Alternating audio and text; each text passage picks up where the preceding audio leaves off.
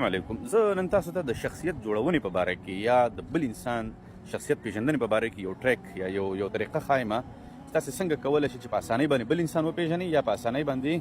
خپله ښه شخصیت جوړونه وکړي. دا شخصیت جوړونه دې ته نه وایي چې مثال ته ښه سوټ بوټ واغونده او ښه لباسونه او ښه دغه واغونده او بس همدې سره به ته شخصیت چې هر ځای کې چارپنجه ګرځېږه. نه، داسې نه وي. دا شخصیت دا په اخلاقو، په خبرو، په عاداتو باندې، په سوچ باندې، په فکر باندې، په ځان باندې اطمینان او باور باندې، په دغه ټولو څیزونو باندې ښه شخصیت جوړیږي. صحیح ده.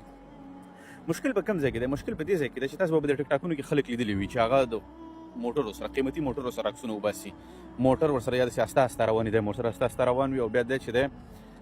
ځان سره هغه سلومو ولا میوزیکونه هم ولګوي او ځان سره دغه کړي او بس بیا خلکو ته ښایي چې زه ډېر مالدار یم، یا د بل چا په موټر کې ناست غر راتاو شي هلته موټر راتاو کړي هلته ورسره خوا کې ودرېږي، یا خپل موټر مثال د خبرې کوشش کوي چې په هره لحظه کې، هره ویډیو کې، هر څه کې دا خودی د دې ښودنه کوي، یا مثال د بل چا په بنګله کې ناستي، یا په خپله بنګله کې ناستي، یا په یو ځای کې ناستي، د خپل کاروبار یا د خپل پیسو په باره کې ډېرې پیسې شماري، کر دی ورسره دلته ویډیو وکړي او بس هلته بیا نټ واچوي که نه. دغه د څه شي علامه ده؟ خبر یاست؟ د دې علامه ده چې د دې انسان په خپل ځان باندې، په خپل شخصیت باندې باور نشته دی،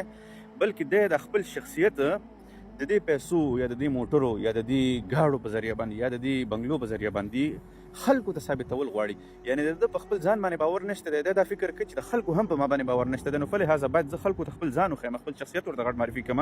تاسې به ډېر خلک شاید لیدلي وي چې هغه به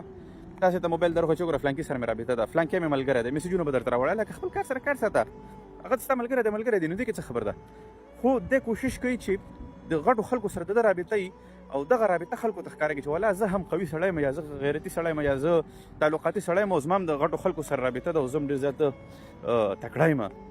نو مشکل په کوم ځای کې؟ مشکل په دې ځای کې چې د انسان کې خپله په خپل ځان باندې باور نه وي، په خپله پرسنالټي باندې باور نه وي، نو ځکه دی د خپلې پرسنالټي یا د خپل شخصیت د غټ ثابتولو دپاره کوشش کوي چې نورو خلکو ته په ظاهره باندې دلایل وړاندې کړي، هغوی ته ووایي چې ګوره زه په دغه دلایلو باندې غټ سړی یم، وګوره زه دومره قوي سړی یم، زما دونه تعلقات دي. نو همدغه ټول نه اول چې په دې ټیک ټاکونو باندې تاسو داسې خلک ګورئ چې هغه د خپلو عاداتو، اخلاقو، سوچ او فکر نه علاوه په نورو مادي څیزونو باندې خپل ځان غټ ثابتولو کوشش کوي او په نوې طریقه باندې ځان دغه کوي، ستاسو مخې ته غټ کوي. نو پوه شئ چې دا انسان دننه نه ډېر وړوکی دی، د خپل ځان سره ډېر وړوکی دی، په خپل ځان باندې باور نه لري، د ده پرسنالټي کمزورې ده او دی د خپل قوت دپاره کوشش کوي چې نورو مادي څیزونو باندې تکیه وکړي. تاسو په دې باندې پوه شوئ، نو همیشه دپاره په خپل ځان باندې باوري اوسېږئ، مطمئن اوسېږئ، په خپل شخصیت باندې مطمئن اوسېږئ او د خپل شخصیت د اطمینان دپاره تاسې دغه یوه نکته په ذهن کې ساتئ چې زه یم همدا انسان یم، همدا سمپل یم، همدا عادي یم، او که څوک ما سره زما د ګاډو د وجې نه یا څوک ما ته چې دی زما د قیمتي موټرو یا زما د کمې بنګلې د وجې نه ما ته ډېر په غټه سترګه باندې ګوري، نو دا زما ضعف دی، ځکه زه خپله انټرنلي زه په خپله په داخل کې داسې څه کمال نه لرم چې هغې د وجې نه چې زه خلکو ته خپل شخصیت وښودلی شم. نو همیشه دپاره په خپل ځان باندې باور هم په همدغه نقطه باندې ساتئ چې زه یم، که په قیمتي کالو کې یم که په ارزانه کالو کې یم، که زما لمنه شکېدلې وي او که زما مثال د خبرې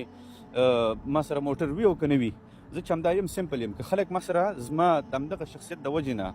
مینه کوي، ما سره ملاویږي، ما سره ملاقات کوي، نور نه علا نور، که نه ملاویږي په مخه یې ښه. که چېرته څوک زما د مادیاتو د وجې نه ما سره مینه کوي، نو دا اصل کې ما سره مینه نه ده، زما د مادیاتو سره مینه ده. چې کله تاسو په ذهن کې دغه خبره کېنوله او په ځان باندې مطمئن شوئ، نو تاسې قوي شخصیت جوړېدلی